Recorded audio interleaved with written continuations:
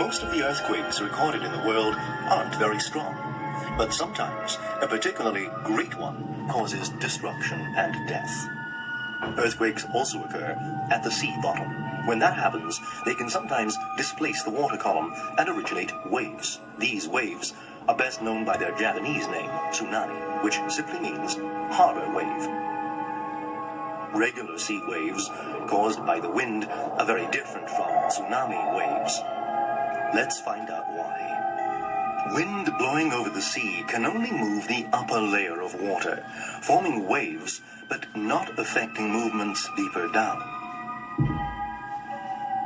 The water particles near the surface move with a circular motion, which helps to propagate the wave along. Deep down, the water particles don't move. The strength with which these waves reach the coastline depends exclusively on the movement in the first few meters of water.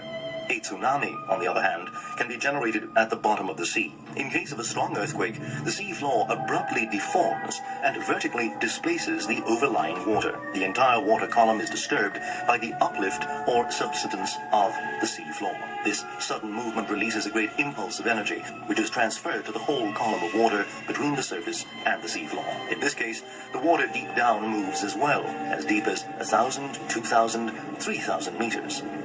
Apart from submarine earthquakes, tsunami waves can also be generated by underwater landslides, or when rocks or sediments slide into the sea, by volcanic eruptions, or more rarely, when a meteorite falls into the sea. Once generated, tsunami waves in the open sea travel very, very fast, up to 800 kilometers per hour. They can cover thousands of kilometers and approach coast far from their point of origin with great energy. In the open sea, the waves are rarely over a meter high and are very long, so they're imperceptible. A ship in open sea, for instance, wouldn't notice anything out of the ordinary. The speed of a tsunami wave depends on the depth of the water the wave is traveling through. Approaching the shore, the tsunami's speed diminishes, although it's still much, much faster than an ordinary wave. Also, wave amplitudes will increase dramatically. This is due to the fact that the tsunami's energy flux, which is dependent on both its wave speed and wave height, remains nearly constant.